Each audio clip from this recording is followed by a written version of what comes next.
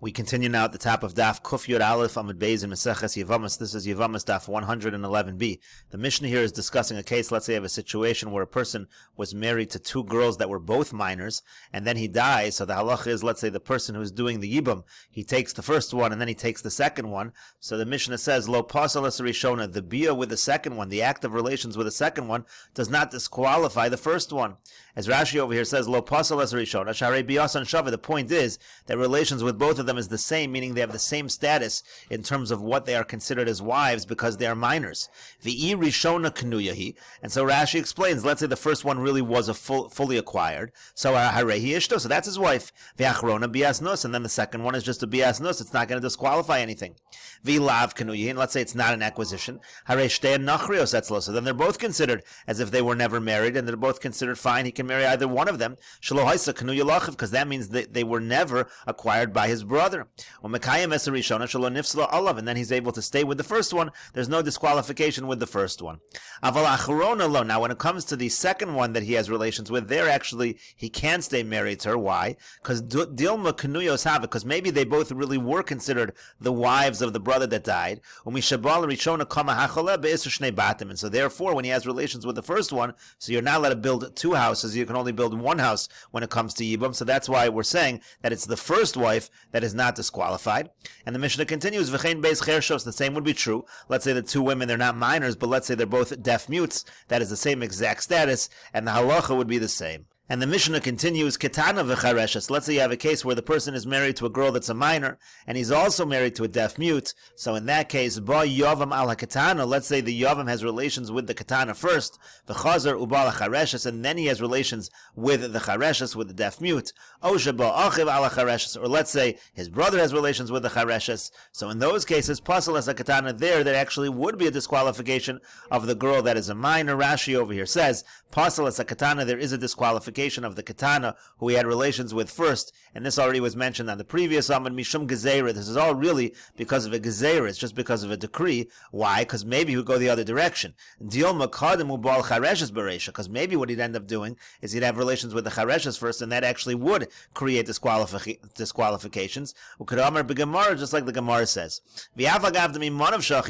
Now, even though in this case, really the katana really should be fine. So Hoav Rishoni, because since she was first, so ikanuya hi haknuya. If she really was acquired, so she's acquired. Ilav kanuya nachras bialmi. And again, if she's not acquired, so she's just a nachras. She's as if she wasn't even really the wife, and so that wouldn't be a problem. But again, because of the gzeira, that maybe they would accidentally do it in the other direction. So that's why, again, as the Gemara will explain, that's why it's pasal as a katana. It disqualifies the minor. And the Mishnah continues, Ba Yavam ala Chareshes. Let's say the other way around. Let's say the Yavam has relations first with the Chareshes, with the deaf mute, the Chazru ala Katana, and then he has relations with the girl that's a minor, or Shaba Achiv ala Katana, or his brother has relations with the minor. So in that case, Pasal as a Chareshes, in that case, the Chareshes would actually be disqualified. As Rashi over here says, Pasal as a Chareshes Shema Katana Kenu Yakula, because over here, again, the case is that first there was relations with the Chareshes, but then with the Katana, and maybe the Katana was actually the one that's fully acquired. The Kinyan HaChareshes Mishu Yeres, and the kinyan of the Chareshes, that's only a partial kinyan, like we said, and so therefore the act of relations with the katana actually would disqualify the Chareshes. And the Mishnah continues, Pikachas v'chareshes. Let's say you have a case where the person is married to a pikachas, a healthy woman, and also married to a chareshes, a deaf mute. So in that case, ba yavam ala pikachas, if first the yavam has relations with the pikachas, v'chazru ba'ala chareshes, and then he has relations with the chareshes, o sheba'achiv ala chareshes, or his brother has relations with the chareshes. So in that case, lo pasal as a pikachas, it's not going to create any disqualification of the pikachas, because again, her acquisition, her marriage is actually considered a more valid of a marriage. Now let's say the other way around. Let's say first the Yavam has relations with the Chareshes, v'chazru bala pikachas, and then he has relations with the pikachas, or shaba'achiv ala pikachas, or his brother has relations with the pikachas. So there, like we're saying along the same lines, pasal as Chareshes, that would disqualify the Chareshes, because again, the act of relations with the pikachas is considered to be an act of relations with the woman that is the full wife, or considered more a full wife, and therefore that act of relations disqualifies the Chareshes. And similarly, the Mishnah continues, Gedolo Katana, let's say he has a wife, one is an adult girl and one is a girl that is a minor. So by Yavam ala Gedola v'chazru ala Katana, let's say the Yavam first has relations with the Gedola and then the Katana, or Shaba'achiv ala Katana, or let's say the brother has relations with the Katana after the Yavam has relations with the Gedola. Lo pasal as a Gedola. Again, the same idea. It doesn't disqualify the Gedola. By Yavam ala Katana v'chazru ala Gedola. Let's say it's the other way around. First the Yavam has relations with the Katana and then the Gedola. O Shaba'achiv ala Gedola, or let's say the brother has relations with the Gedola, with the adult girl. So in that case, pasal as a Katana, that will in fact disqualify the Katana. Rabbi Lazar says, Malamnan HaKatana shetemayin bo. We actually teach, we instruct the minor that she should do miyun, that she should refuse the marriage, and that undoes the entire marriage. And Rashi over here says, Rabbi Elazar hachi garsin v'masis, and it should be Rabbi Elazar over Kamaisa Rabbi Eliezer. In the earlier Mishnah, that's actually Rabbi Eliezer garas. V'achi amran b'parakama d'nida. This is what is said in the first parak of Nida. And again, Rabbi Elazar's opinion over here, Malamnin asakatana shetemayin bo v'ta'akar nisuel. What we want her to do is to uproot her entire marriage. V'yakayim es hagadola, and then in that fashion, he'll be able to stay married to the Gedola, to the adult woman. And the Gemara says, Amar Rav Yehuda Amar Shmuel. Rav Yehuda says in the name of Shmuel, Halacha Rabbi Elazar. The halacha is like Rabbi Elazar. V'chein Amar Rabbi Elazar, Halacha Rabbi Elazar. And also Rabbi Elazar says, the halacha is like Rabbi Elazar.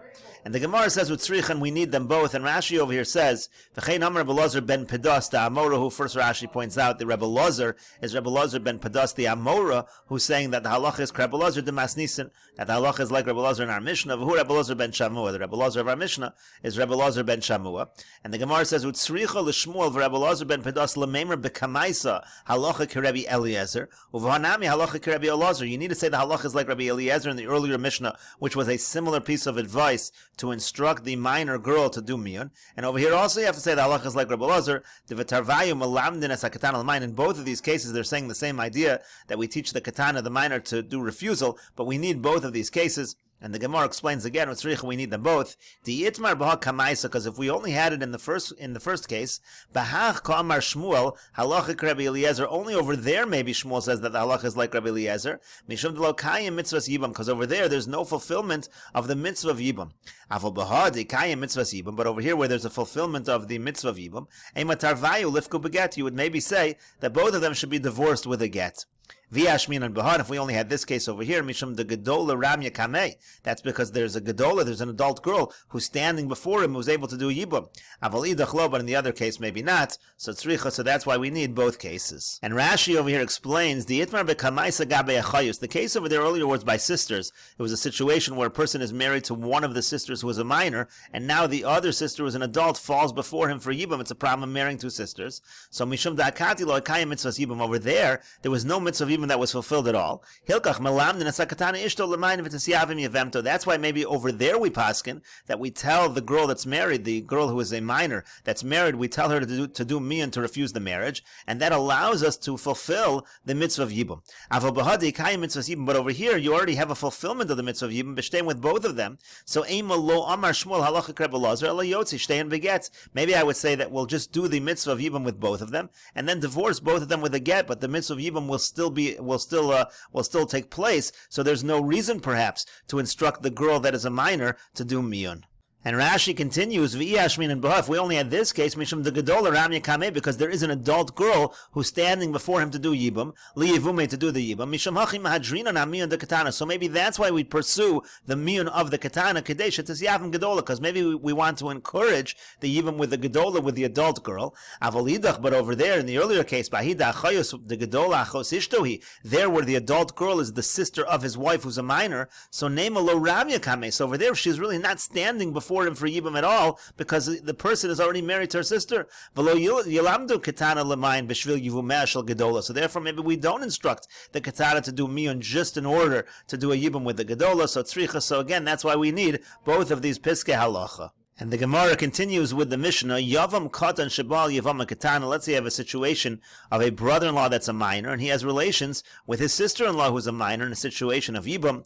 So the halach is Yigdalu Zem Zeh, they should grow up together, meaning to say they have to stay married because it's impossible for a Katan, for the boy that's a minor, to divorce. A minor boy is not able to divorce, and therefore they have to stay married. They grow up with one another.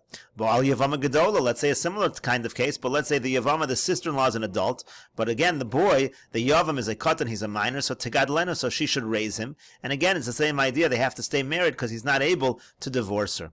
Let's say a Yevama says, and it's still within 30 days of the Yibam, she says that there was no active relations yet. So in such a situation, we force him to do chalitza with her. Now let's say she says this after 30 days already passed, so then so then we just ask him to do the chalitza, but we do not force it. Now, however, if it's a situation where he admits that there was no relations, so then even after 12 months, we force him to do chalitza with her. Let's say a woman, she takes an oath that she's going to derive no benefit from her brother-in-law while her husband is still alive. So in that case, so let's say the husband dies and there's a situation where either you're going to do yibam or you're going to do chalitza. We force him in such a case to do chalitza because again, she's already taken an oath not to derive any benefit from him. Now if she takes this oath after her husband already dies, so then we ask him to do chalitza, but we do not force it. Now, if she had an intention just for this purpose, meaning her entire intention of taking this oath is just to avoid yibam, so then even if that happened while her husband was alive, she took the oath, so then still we're only going to ask him to do chalitza, but we will not force him to do chalitza. And the Gemara says, Lema masnisan de lo Rebbe Meir. Let us say that our Mishnah does not follow the opinion of Rebbe Meir. The Tanya, as we learned in a Brisa, katan uketana, if you have a boy that's a minor and a girl that's a minor, lo choltzin v'lo misyavmin, there's no chalitz and there's no yibam between them. Divrei Rebbe Meir, that's the opinion of Rebbe Meir, and yet you see in our Mishnah that we have a situation of minors and we're having a situation of yibam. And so the Gemara says, Afilu Tamer Rebbe Meir. You can even say that our Mishnah follows Rebbe Meir. Kiyomer Rebbe Meir gedola lekatan uketana legadol. Rebbe Meir was only saying if you have a situation where the girl's an adult and the boy's a minor, or vice versa, the girl is a minor, the boy's an adult. So over there, dechad minayu bia disuru. Over there, one of them is going to be considered a bia that is forbidden. So that's where Rebbe Meir said there's no chalitza, there's no yibam. Aval katan habar la katana. But if you have a case of a katan with a katana, the boy's a minor, the girl is also a minor. The tarvayu ki that they're both at the same level. Lo Amar, so there Rebbe Meir would not say such a thing, and he would say there is a possibility of yibam. Rashi over here says lo choltzin v'lo miyavin. Why did Rebbe Meir say there's no chalitza or yibam? Katan shemayim sasaris. Very simple. Katan might turn out to be a saris. Maybe he's not able to have children. Katana shematim islandess. The same thing with katana. Maybe she'll turn out to be an islandess, a woman who even as an adult is underdeveloped sexually. She cannot have children. Ve'enam b'nei yibam. Those people are not able to do yibam. Nimsu pogan be'erva. That would then mean that this was really a situation of erva. That's why Rabbi Meir prohibited it. So the Gemara then said, no, bia disura. If you have a situation where one of them is an adult, then you run into problems of bia disura. Katan begadola, the gadola basonshini. In other words, let's say the girl's an adult, so she's basonshin. She's somebody who can be punished. Let's say this is a sin. If it turns out the katan is a saris, she now had relations to someone that was prohibited, and there's no mitzvah over here. So therefore, be a problem. The same the other way around. Let's say she's a katan and he's a gadol. Again, it's going to be the same thing. Him as an adult is going to be pogei. He's going to end up having committed a sin of arayis. But when it comes to a katan and katana, even if it turns out that's the case, let's say they're not b'nei yibam, he's a saris, she's an islandess, ain kan iser, that's not really an iser. The katan ochel nevelis, ain bezin mitzuvin lafrisho. Because again, when you have a situation of a katan who's doing an avera, let's say eating non-kosher, bezin does not have to separate him. And then Rashi continues, V'achanami shnei and la b'nei onshin. So to over here, the two of them are not really b'nei onshin, and therefore it's not going to be a problem. So Rebbe Meir would admit, in a situation where it's katan abala katana, that would be okay. And so the Gemara continues, V'akatani bal Yevama gedola tegadlena. 1 second. The Mishnah does have a case where you have a katan who's with a Yevama gedola, where she's an adult and he's a child, and it says the same thing. It says she raises him, so to speak, and they continue in the yibam. And so the Gemara says, Amar Rabbi Chanina Chozar. Rabbi Chanina Chozar says, Ba Shani. No, it's different over there because there they already had relations. In other words, the Mishnah is not saying they should go ahead and do yibam, but if they already had relations, that's what happens.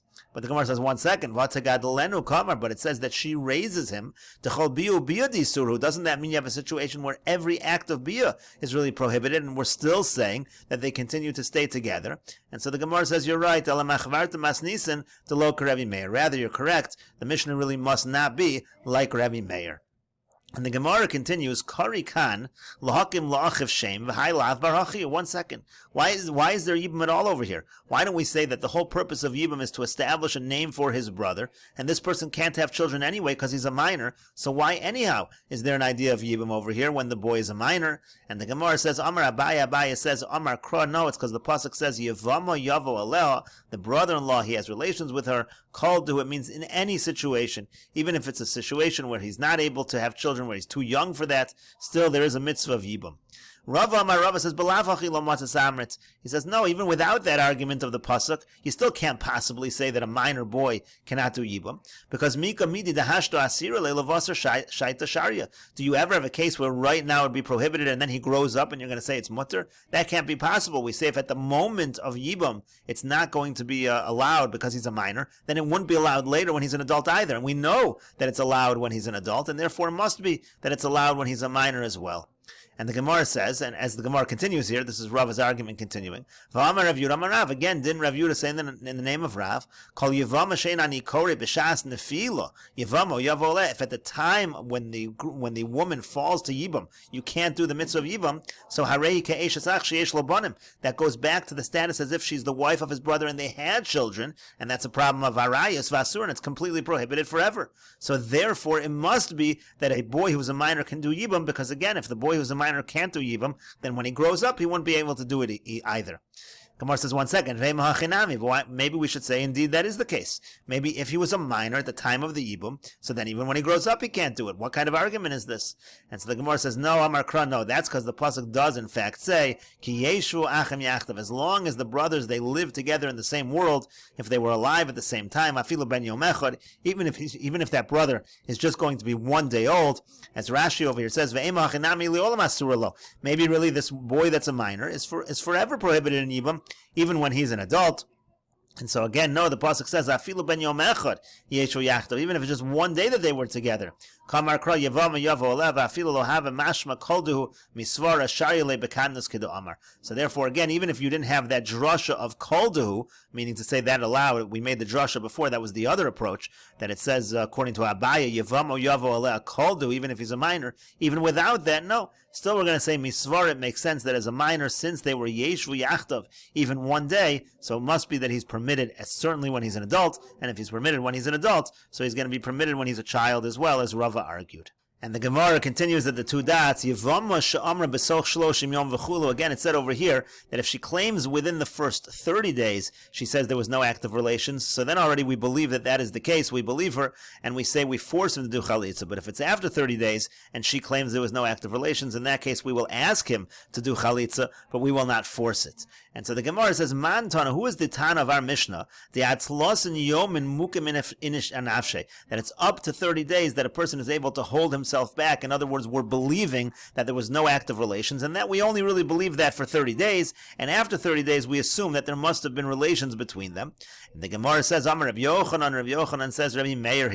This Mishnah is authored by the Tana Rabbi Meir. The Tanya, as we learned in a Brisa, Tainas Besulim, called Shloshim Yom, Divrei Rabbi Meir. When a person wants to make a claim, let's say he's making a claim that the girl he married is not a virgin, so he's allowed to make such a claim, he goes to the Bezdin, but that claim is for the first 30 days. Rashi says, Tainas Besulim lahafsid ksubasa, he's trying to make it that she is not entitled to her ksuba, because she wasn't really a besula. Kol shloshim yom diyachalito and lo ba'alti arata. For 30 days he could say, it's only until 30 days that the person can say that I did not have relations until now. He can say within this 30-day period, he can say I only had relations now, let's say 2 weeks later, that he can say. So again, that's like our Mishnah, 30 days.